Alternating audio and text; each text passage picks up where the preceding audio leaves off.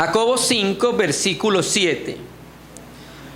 Por tanto, hermanos, tened paciencia hasta la venida del Señor.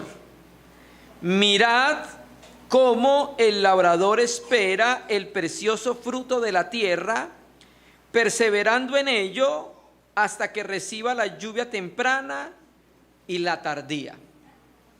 Hermanos amados, paz del Señor. Vamos a darle continuidad. Hoy sería la penúltima reunión del libro que estamos considerando, la epístola de Jacobo. Y la porción que vamos a leer hoy es muy importante porque va a ayudar cada vez más a nuestro corazón a poder permanecer firme al Señor Jesucristo en medio de cualquier situación.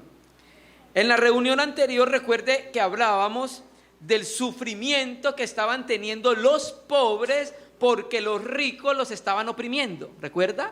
Recuerda que estaban gimiendo al Señor de los ejércitos, Yahvé Sebaot, y estaban clamando diciéndole que los dueños de los campos no les estaban pagando su jornal al terminar el día. La porción de hoy va a dar continuidad a esa idea de la cual traía Jacobo por inspiración divina. Estos 6 versículos que vamos a ver del 7 al 12, en español aparecen 5 veces la palabra paciencia. Mírelo y se dará cuenta, ¿no? Una porción de 6 versículos donde aparezcan tantas veces la misma palabra, sin lugar a dudas, el Espíritu Santo quiere llamar la atención a eso. Entonces, ¿qué vamos a hablar de hoy? La paciencia. ¿Listo? Aparece 5 veces la palabra paciencia. En el griego aparece 4 veces la palabra macrotimeo, ya le voy a decir qué significa eso, y aparece una vez la palabra hipomoné. Aparece 3 veces el verbo mirad, o sea, es como un llamado de atención a lo que les va a decir. Presten atención. Aparece 2 veces la palabra parusía. La palabra parusía significa venida, la venida de Jesucristo. Y aparece una vez más implícita la venida de Jesucristo. Ya vamos a decirle en qué versículo aparece. O sea, que aparece 3 veces la venida de Jesús. O sea, que está hablando de la paciencia y está hablando de la venida del Señor. Ya vamos entendiendo cuál es la idea que había en el corazón de Jacobo. ¿Listo? Y ojo, en 6 versículos aparecen 8 imperativos. La epístola que más imperativos tiene es Jacobo. Y lo vimos en la primera reunión. Mínimo 48 imperativos y algunos exégetas dicen que 58. O sea, sin lugar a duda, es un llamado de atención a la iglesia para que sea responsable con la palabra del Señor. Para que responda al mandamiento santo. Eso es lo que significa un verbo en imperativo. ¿Listo? Entonces el versículo 7, por tanto, hermanos, tened paciencia hasta la venida del Señor. Mirad cómo el labrador espera el precioso fruto de la tierra, perseverando en ello hasta que reciba la lluvia temprana y la lluvia tardía. Mira cómo comienza el versículo. Por tanto, hermanos. O sea, recuerda que estaban sufriendo porque los ricos no le estaban pagando su jornal. Entonces ahora les va a decir a los ricos que Dios va a intervenir en las injusticias y en las opresiones que los creyentes pobres estaban recibiendo por parte de los ricos, ¿cierto? Este es un mensaje de consuelo para los que están sufriendo, para los que están padeciendo, para los que estaban en prueba. ¿Listo? Aquí la prueba efectivamente era una prueba que no tenían qué comer y qué vestir porque los jornaleros no le estaban dando su paga al finalizar el día. Pero puede tener una aplicación más amplia en cualquier experiencia de nuestra vida que estemos viviendo. Cualquier experiencia donde estemos siendo probada nuestra fe, donde estemos sufriendo, ¿cierto? Ojo, no por malhechores, porque eso se llama disciplina. Hay que entender bien eso. Hay que mirar qué cosas vienen a nuestra vida y por qué vienen. Y usted está buscando al Señor y lo está honrando, Lo que le venga efectivamente es una prueba del Señor. Pero hay cosas que vienen por desobediencia nuestra. Eso no se puede llamar prueba. Eso se puede llamar una disciplina paternal de Dios para con nosotros. ¿Listo? Entonces les dice algo. Por tanto, hermanos, ¿qué les dice? Tened paciencia. Esta palabra está en aoristo, o sea, de una vez. Tengan paciencia ya. Y como imperativo, o sea, mandamiento. Esta palabra macrotimeo, que aparece 4 veces, es muy importante en esta porción. Viene de la palabra macros, que significa largo. Y viene de la palabra timos, que significa mente. ¿Qué significa entonces macrotimeo? Mostrar control interno y externo en circunstancias difíciles. Eso es lo que significa macrotimeo. Porque en griego hay otra palabra para paciencia. Hay otras 2 palabras más para paciencia. Entonces lo que le está diciendo es, muestren un temperamento paciente, ¿cierto? ¿Cómo se va a ver el temperamento paciente de ellos? En la prueba que estaban viviendo por la opresión de los ricos. En la prueba que estaban viviendo los creyentes receptores de la carta. Ahora viene la aplicación para los creyentes de todos los tiempos. ¿En qué momento debemos tener un temperamento paciente? En cualquier circunstancia que nosotros tengamos, hermanos. Nuestra naturaleza humana tiene que ser renovada, iluminada, para poder responder adecuadamente a la provisión de Dios de las cosas que suceden en nuestro entorno. Y cuando nosotros nos desesperamos tanto, es porque nosotros no estamos entendiendo que Dios está al cuidado de todo.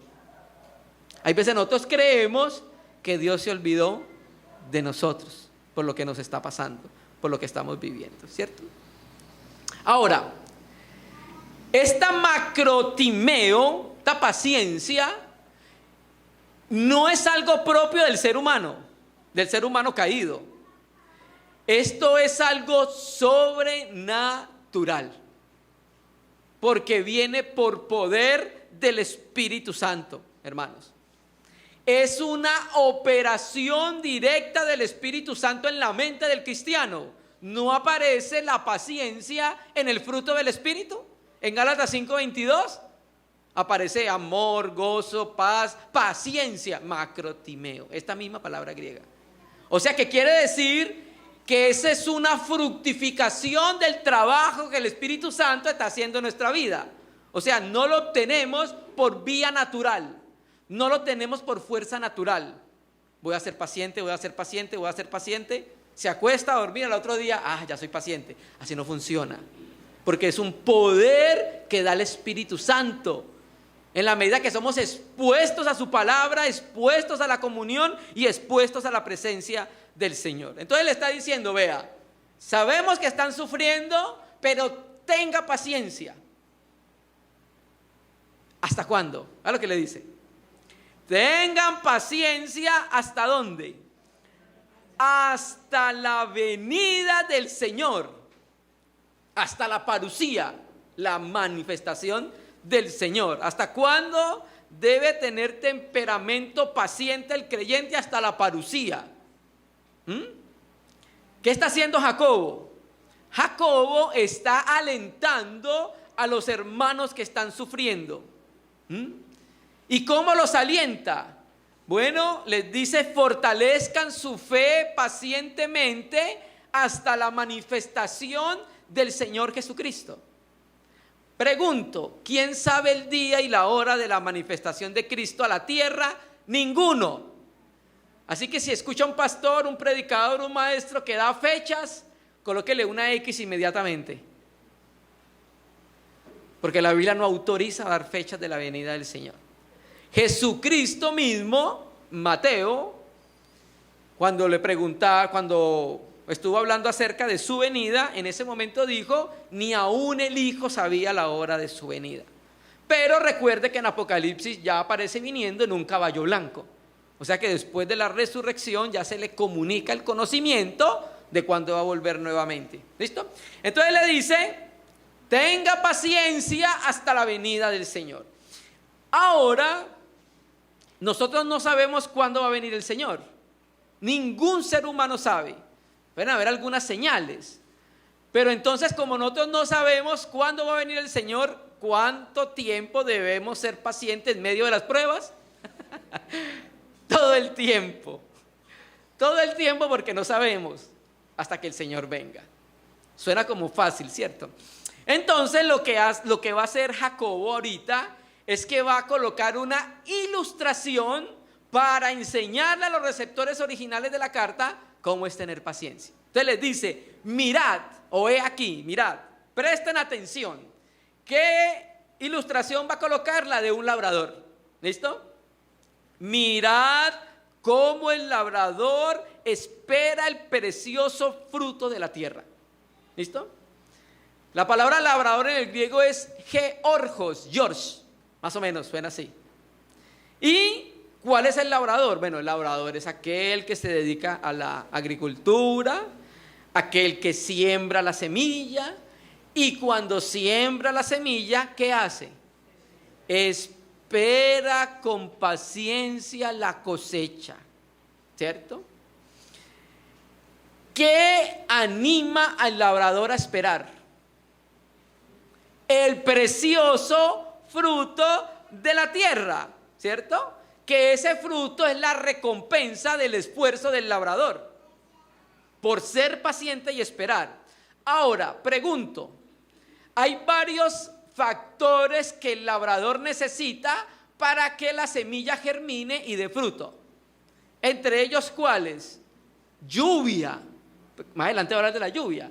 Pregunto, ¿tiene el labrador poder para decidir cuándo llueve? No, el labrador está sujeto a que Dios mande la lluvia para que la semilla pueda traer los nutrientes que trae el agua y germinar y dar fruto. Entonces el labrador sí o sí tiene que esperar el sol y la lluvia sobre todo, ¿cierto? Entonces le dice, mira cómo el labrador espera el precioso fruto de la tierra, perseverando, macrotimeo otra vez, la Biblia Reina Valera dice aguardando con paciencia, perseverando en ello hasta que reciba la lluvia temprana y la lluvia tardía.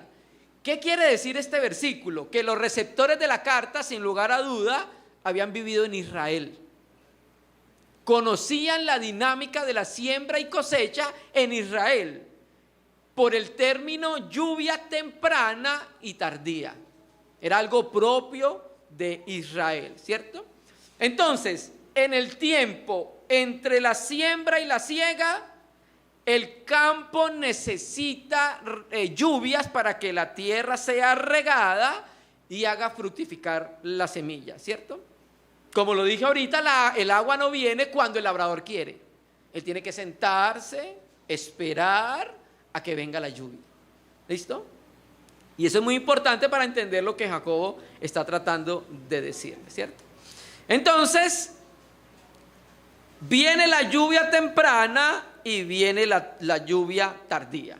Entonces, como lo dije ahorita, los receptores sabían de qué se trataba. De pronto nosotros no en este tiempo. Han pasado casi 2000 años. ¿Listo? Entonces, viene la lluvia temprana. Son las de otoño. Ahí comienza la germinación de la semilla. Esas lluvias se dan más o menos en Israel entre octubre y noviembre.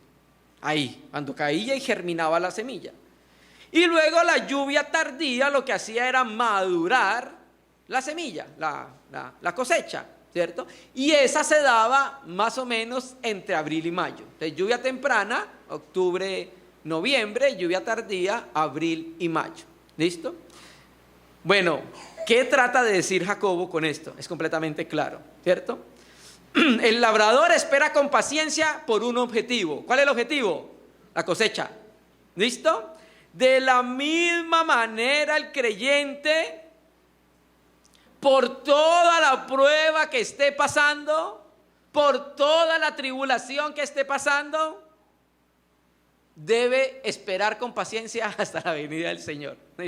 Tanto el uno como el otro tienen que esperar. Entonces mire lo que hace Jacobo, alentando el corazón de los hermanos.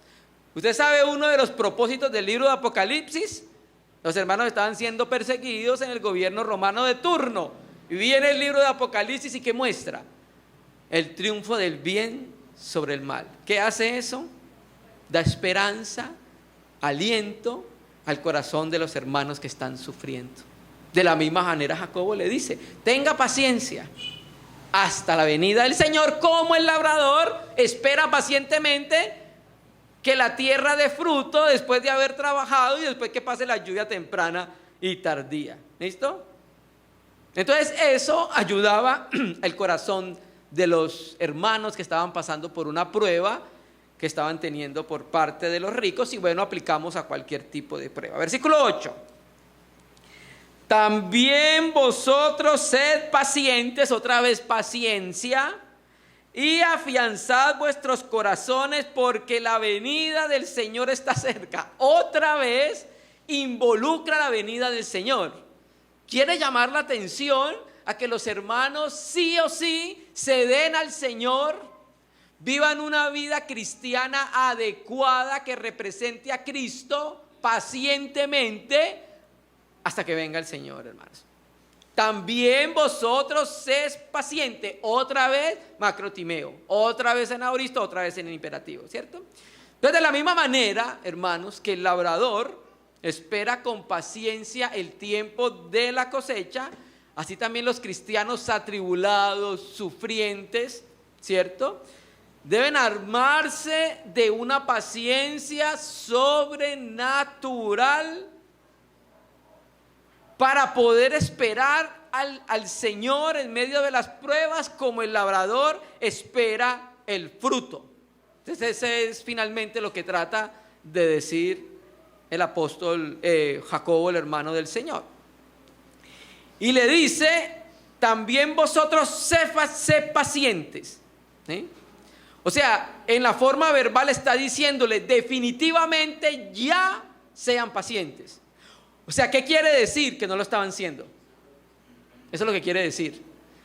¿Qué estaban haciendo ellos? Más adelante lo vamos a ver. Estaban murmurando en contra de los que los estaban oprimiendo. Hermano, ¿pero no es lo normal? Pues la medida es Jesucristo. Y cuando a Jesucristo lo estaban latigando, nunca escuchamos que se quejó de su verdugo. ¿O sí?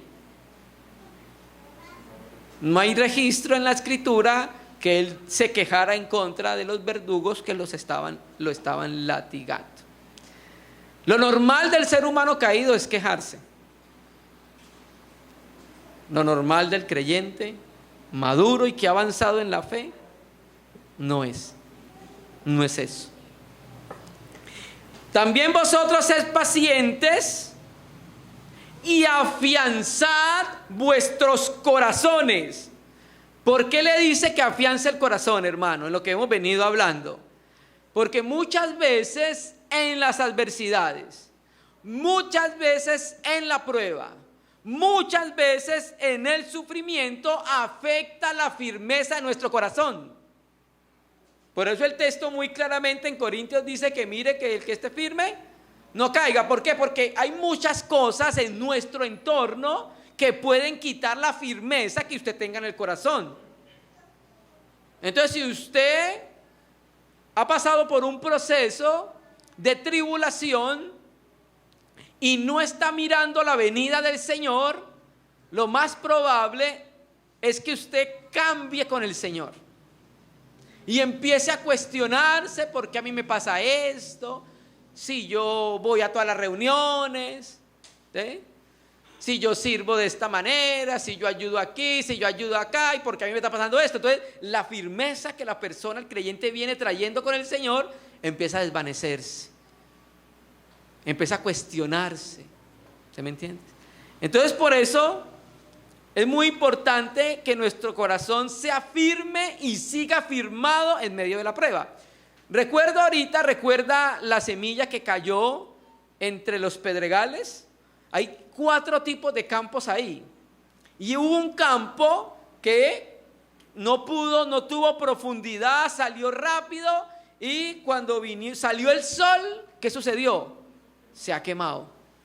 ¿Y qué sucede? ¿Con qué lo tipifica? Con pruebas. Entonces hay unos creyentes de chocolate. Cuando sale el sol, se derriten. Entonces, si usted tiene un corazón afirmado, guardemos el corazón, hermanos. Que el Señor guarde nuestro corazón, porque hay situaciones muy simples que pueden apartarnos de la sincera fidelidad al Señor. Situaciones tan simples como esta. Hermano, trajo los zapatos sucios. A los 8 días no vimos al hermano más. A los 15 días no apareció. Y han pasado 3 años y se desapareció. Su firmeza, la firmeza que había en su corazón, se acabó muy rápidamente. ¿Qué tal donde se hubiera puesto a prueba? De verdad.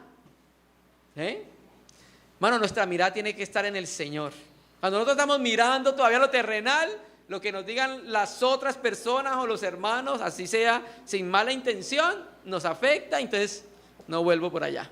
No, hermano, nosotros seguimos adelante, porque es que nosotros tenemos una meta. Detrás de todo esto hay alguien esperándonos, y es Jesucristo. Entonces le dice: sed paciente y afianzad vuestros corazones, porque la parucía del Señor está cerca.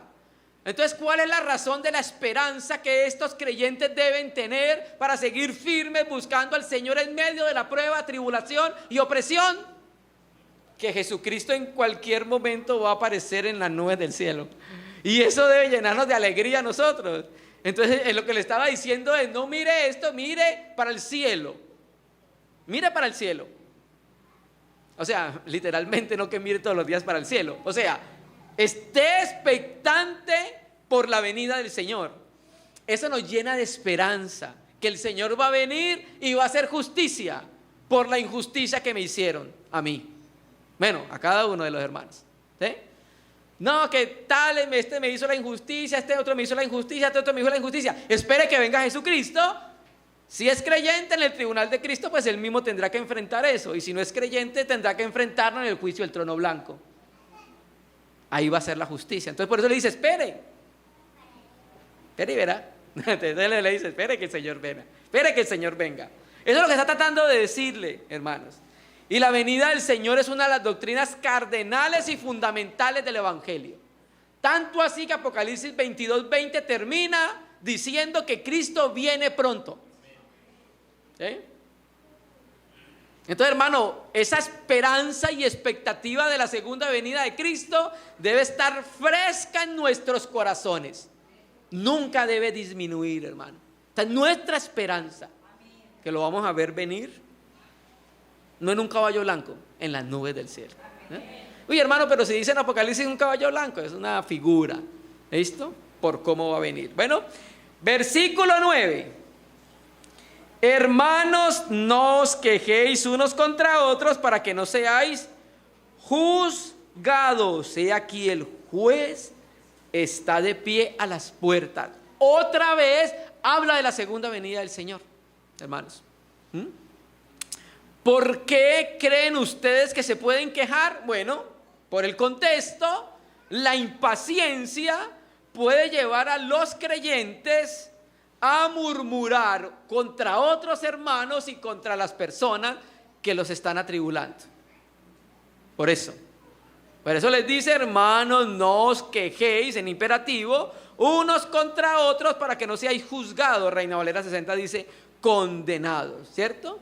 Entonces los pobres que estaban sufriendo el agravio de los ricos se estaban quejando en contra de ellos, y naturalmente estaba produciendo murmuración en medio de las iglesias. Hermano, entonces no nos podemos quejar. Pues la verdad, queridos hermanos, Dios espera más alabanzas que quejabanzas. Eso no le gusta al Señor. Más alabanzas, ¿cierto? Y el ejemplo supremo de eso es el Señor Jesucristo. Y recuerde que ya hablo de la murmuración allá en el 4:11. ¿Listo? No os quejéis. Esto está en presente de imperativo. ¿Qué quiere decir? Que el presente es una acción constante. Imperativo es el mandamiento. O sea que lo que trata de decirle Jacobo es: ustedes constantemente se están quejando. Eso es lo que le está diciendo. Constantemente se están quejando, y no delante de Dios, porque una cosa es cuando nos quejamos delante del Señor. Pareciera ser que lo estaban haciendo era delante de los hombres. Usted vio lo que el hermano Edgar me estaba haciendo, usted vio tatatán, usted vio tatatán, tatatán, tatatán, tatatán, y se volvió un chismerío en la iglesia, hermano. Por eso en la disciplina, cuando vemos que un hermano peca, tenemos que ir en privado a hablar con él, para corregirlo, para que no se vuelva chisme de pasillo, ¿cierto? ¿Qué está haciendo Jacobo? Sigue todavía la figura del labrador. ¿El labrador se queja cuando no viene la lluvia? No lo puede hacer, ¿cierto? Porque la lluvia no va a llegar cuando él quiere. Por eso espera pacientemente a que caiga la lluvia, ¿cierto? Tampoco el creyente debería quejarse por las actitudes de otro hermano hacia él. Más bien deberíamos, ¿cómo? Orar. Porque después va a hablar acerca de la oración, ¿cierto? Lo que debemos hacer nosotros es que en medio de la prueba, tribulación, sufrimiento, en medio de eso debemos encomendar nuestra causa a aquel que juzga justamente. Eso es lo que debemos hacer, ¿cierto? Y mientras tanto seguir haciendo el bien, porque es que también tenemos otro problema. Después de que nos hacen algo, no queremos volver a hacer bien a esa persona, porque me la debe, ¿cierto que sí? Si fue ofendido, hágale el bien, siempre. Y eso va a hablarle a su corazón. ¿Sí? Esa es la manera que actúa el Señor, ¿cierto? Cuando la paciencia se pierde es cuando empiezan las quejas. Cuando se acaba la paciencia, se agota, es cuando empiezan las quejas, hermano. Es ahí cuando empiezan las quejas, ¿cierto? Dice: no os quejéis para que no seáis ¿qué? Juzgados. ¿Qué es esto? La ley de la siembra y la cosecha, hermano. Lo que usted siembra, eso va a recoger, sencillamente. ¿Listo? Para que no seas juzgado. Y mire, otra vez va a hablar de la segunda venida del Señor. He aquí, o mirad, el juez está de pie a las puertas. La Biblia textual en la Reina Valera 60 dice delante, ¿cierto? Delante de las puertas. El texto griego dice de pie a las puertas. La palabra griega istemi significa estar en pie. Steken significa estar de pie. Por eso me gusta la traducción acá, porque dice que está de pie, ¿cierto? Entonces, ¿qué vemos acá nosotros? Ya habló 2 veces de la segunda venida de Jesucristo, ¿cierto? Y el que está a las puertas hace referencia que muy pronto va a venir el Señor. Eso es lo que le está diciendo. ¿Listo? Y va a venir como juez. Va a venir como juez. He aquí, el juez está a la puerta. O sea que le está diciendo: tranquilo, siga pacientemente orando, siga pacientemente buscándome, siga pacientemente haciendo el bien, siga pacientemente entregándose, siga pacientemente sirviendo. Voy pronto como juez. Yo me haré cargo de la situación. Terrible, ¿cierto? ¿Y por qué sabemos que el juez es Jesucristo? Porque en Juan 5, versículo 22 dice que el Padre le dio al Hijo el juicio. El Padre no juzga a nadie, sino que todo el juicio se lo dio ¿a quién? Al Hijo. El Hijo es el que va a aparecer en el trono blanco, representando al Padre, porque es el que va a juzgar todas las cosas, ¿cierto? Entonces la inminente llegada del juez divino, el Señor Jesucristo, ¿cierto?, que está a las puertas, va a evitar que yo juzgue. ¿Sí? El saber que Jesucristo viene como juez, que está cerca y se va a hacer cargo de mi caso, me va a evitar que yo sea el que juzgue al hermano. Ojo, en la iglesia se debe juzgar el pecado, que es lo que pasó en Corintios. Hermano, pero Mateo 7 dice no juzgue para que no sea juzgado. Está hablando del juicio que hacían los fariseos, un juicio carnal. Pero en 1 Corintios Pablo le reclama a los corintios y le dice: ¿y acaso no hay ningún espiritual que pueda juzgar las cosas entre ustedes? Mire el pecado que están cometiendo y nadie dice nada. Entonces hay que entender a qué juzgar se refiere aquí Jacobo. ¿Listo? Entonces saber que Cristo viene, se va a hacer cargo de mi caso, y el que va a juzgar justamente debe ayudar a mi corazón a descansar paciente y tranquilamente en Él. Ay, Señor. Hermano, cuando hacemos eso, usted no sabe cuánto uno descansa, porque uno siempre está luchando, peleando, y yo quiero, y por qué me hizo, y yo voy a hacer. Uy, hermano, uno tiene una lucha en el corazón, y cuando uno, ay, Señor, tú eres el juez, tú estás a las puertas, vas a venir pronto, así que si hay injusticia, pues tú harás justicia, ¿cierto? Que finalmente era lo que hacía el Señor Jesucristo. Bueno, y ahora para complementar con cerecita, va a colocar ejemplos sobre el ejercicio de la paciencia. Versículo 10. Dice, voy a leer la Biblia textual.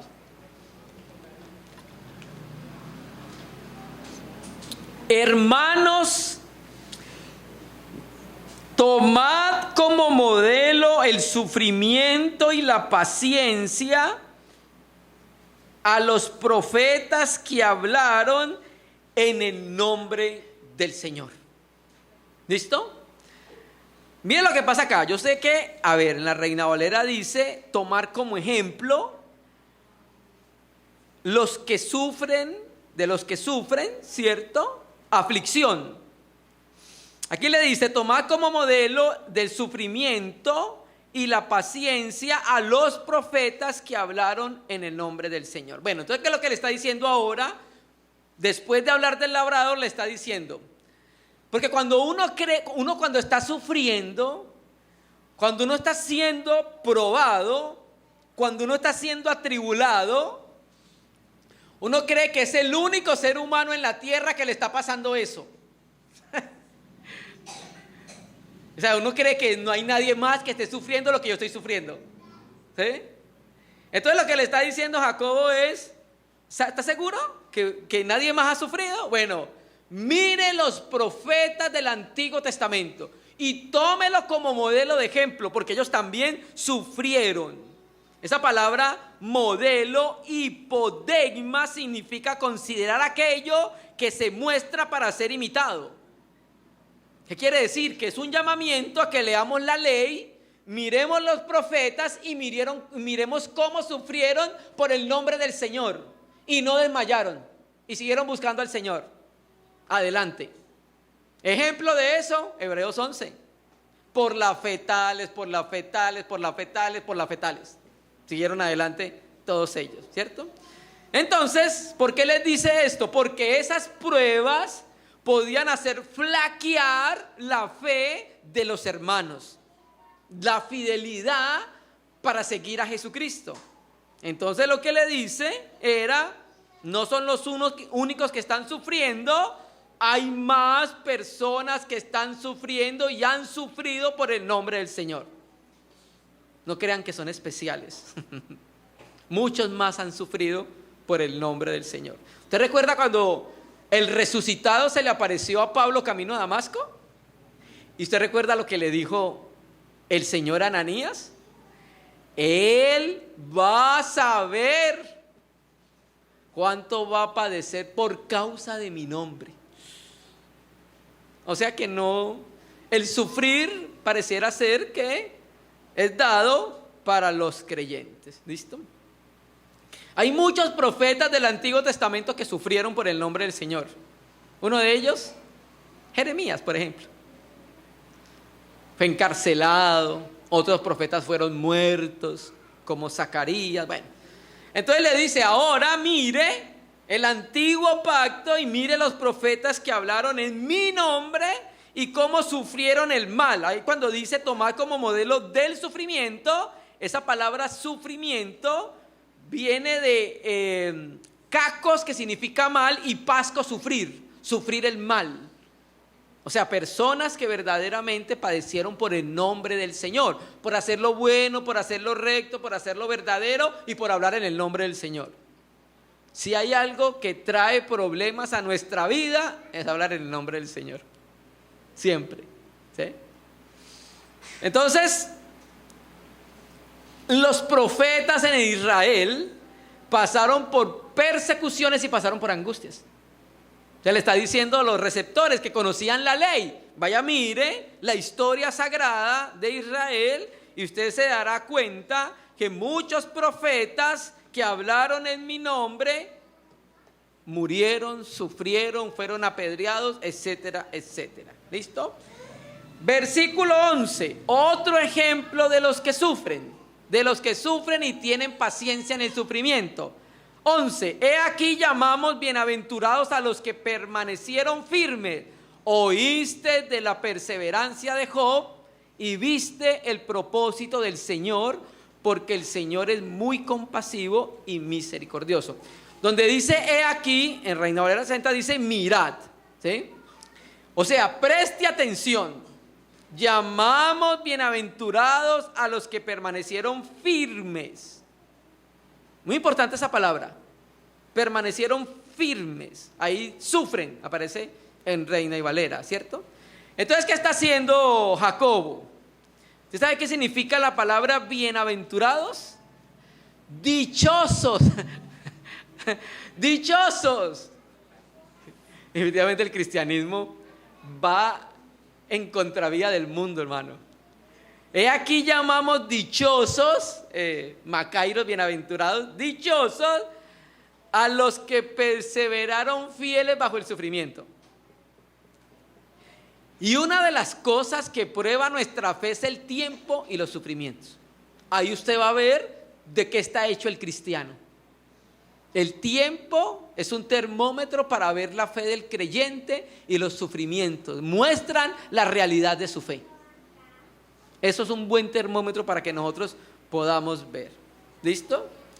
Bueno, entonces le dice, mirad, llamamos bienaventurados a los que permanecieron firmes en medio de los sufrimientos. La firmeza es algo que el creyente de nuestros tiempos necesita. Cuando usted empieza a leer la literatura del primer siglo, del segundo siglo, se va a encontrar con cristianos firmes. Y estoy hablando de firmeza verdadera y real.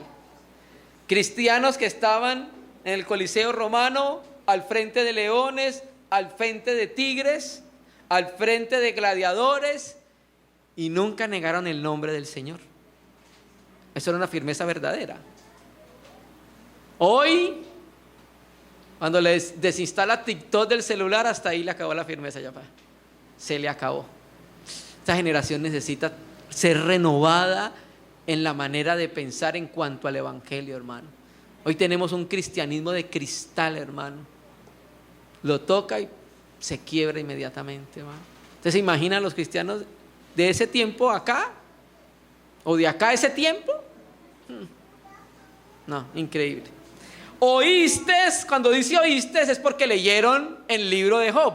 Oíste la perseverancia de Job. Reina Valera 60 dice paciencia, ¿cierto? La palabra hipomoné. Hemos hablado muchas veces de esa palabra. Esa palabra hipomoné es mejor traducida perseverancia que paciencia, porque significa soportar bajo la prueba y seguir adelante. Hipomoné. Perseverancia es mejor. Entonces, claro, ¿a usted le pareció perseverante Job? Por supuesto, ¿cierto? Entonces le dice, oíste de la perseverancia de Job. ¿Listo? Entonces va a colocar un ejemplo de la perseverancia en el sufrimiento. ¿Quién? Job. La perseverancia de Job es evidente, aunque, ¿qué hizo Job? Se quejó una vez. ¿Qué hizo Job? Maldijo su día, ¿recuerda? Pero nunca renunció a Dios y nunca dejó de confiar en Él. Nunca lo hizo. Hermano, y eso sí era una prueba tremenda. Afectó su economía, afectó su familia y afectó su cuerpo. Su economía, todas las riquezas que tenía se le cayeron. No sé, tenía todo invertido en la bolsa de valores y ¡pum! Este día cayó todo. 2, su cuerpo, le cayó una llaga, una lepra, pero efectivamente era producto del maligno, no era una lepra natural. Y 2, la muerte de todos sus hijos. ¿Listo? Eso sí era una prueba. Y en medio de esa prueba y tribulación, pues desnudo salí del cuerpo, del vientre de mi madre, y desnudo voy a ir a la tumba. Entonces le dice, bueno, ahora miren el ejemplo de Job. Y dice, oíste la perseverancia de Job y viste el propósito del Señor. Reina Valera 60 diste el fin. Es propósito del Señor, ¿cierto? ¿Cuál fue el propósito del Señor? Bueno, escúcheme lo que le voy a decir y no me lo malinterprete. El diablo es un instrumento en las manos del Señor. El diablo quería, voy a acabar con Job, voy a destruirlo y qué tales, y no sabe que él fue utilizado para que Job conociera verdaderamente, interiormente, quién es Dios. Fue un instrumento para que el justo Job conociera más personalmente cómo es Dios. Porque termina el texto cuando el Señor se le aparece en el torbellino. Y entonces Job se da cuenta que verdaderamente no conocía al Señor, que conocía mucha Biblia, pero que interiormente no sabía quién era el Señor. Y por eso exclama, de oídas te había oído. Lo escuchó fue por allá, por alguien, pero él mismo, en su corazón, pareciera ser que no lo había escuchado. Y entonces, el diablo dice, lo voy a acabar. Y resulta que fue siervo de Dios para ayudar al justo Job a que conociera verdaderamente cómo era el Señor. Entonces, el fin del Señor, o sea, el propósito del Señor. ¿Y cuál fue el propósito del Señor? ¿Usted sabe cómo hizo Dios con Job? Le multiplicó todo, 2 veces. Todo se lo multiplicó 2 veces, hermano. Es que hay veces uno cree que todo está perdido, ¿sabes? Uno cree que uno dice, no, hasta aquí, ya no seguimos, ¿cierto? No, hermano. La esperanza y la fe nos hacen seguir adelante. Hay algo más allá. Como decía nuestro hermano, hablando allá en la vigilia, la niebla, y los que van nadando y ven la niebla y no se dan cuenta que ya detrás de la niebla ya estaba la meta. Nosotros tenemos una meta, de eso vamos a hablar después. Cristo nos alcanzó y ahora nosotros estamos corriendo detrás de Él, hermanos. Qué precioso el Señor, ¿cierto? Porque el Señor es muy compasivo y misericordioso. O sea, ¿cuál fue la razón para el galardón tan grande que recibió Job? Dios, que se deleita en ser misericordioso y compasivo. Y ahí cuando dice que es muy compasivo o muy misericordioso, es que está lleno de misericordia. Lleno, lleno, lleno. Y quiere darla, naturalmente, a sus hijos, ¿cierto? Entonces la conclusión de lo que le viene diciendo es claro. El Señor permitió que Satanás le quitase todo a Job de lo que poseía, ¿cierto? Y los ricos le estaban quitando todo lo que los pobres cristianos poseían, ¿cierto? Pero del mismo modo que el Señor llenó de misericordia y compasión a Job, ¿cierto? Así también el creyente, Dios va a ser misericordioso con el creyente que está pasando por la prueba y la tribulación. Es como la conclusión a la que está tratando de llegar el Espíritu Santo por Jacob. ¿Listo? Y terminemos con el versículo 12. Bueno, unos comentaristas lo incluyen en esta porción, otros lo incluyen en la otra. Y dice, vamos a incluirlo en esta, pero ante todo, hermanos míos, no juréis ni por el cielo, ni por la tierra, ni con otro juramento, sino, ese es imperativo, que vuestro sí sea sí y vuestro no sea no, para que no caigáis bajo acusación. ¿Listo? Bueno, nosotros, los creyentes, que tratamos de vivir en verdad, de acuerdo a la palabra, nosotros no necesitamos dar juramento para que nuestra palabra sea firme. Nosotros no necesitamos eso. ¿Listo? Tenemos que decir eso. Ahora, ¿qué pasaba en el tiempo de que se escribió la epístola? Entre los judíos estaba la costumbre de jurar para confirmar lo que ellos decían. Entre los judíos de ese tiempo, ¿cierto? ¿Y por qué era necesario el juramento? Porque tenían el hábito de estar mintiendo a toda hora. Entonces, para eso llegaron al punto de jurar siempre, ¿cierto? Se habían hecho tan mentirosos que tenían que apoyar lo que decían con juramentos. ¿Listo?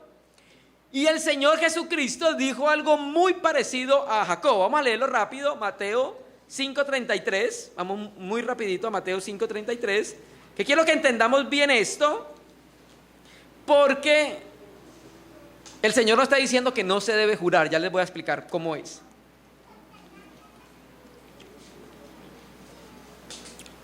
Mateo 5:33 dice: además habéis oído que fue dicho a los antiguos, no perjurarás, sino cumplirás al Señor tus juramentos.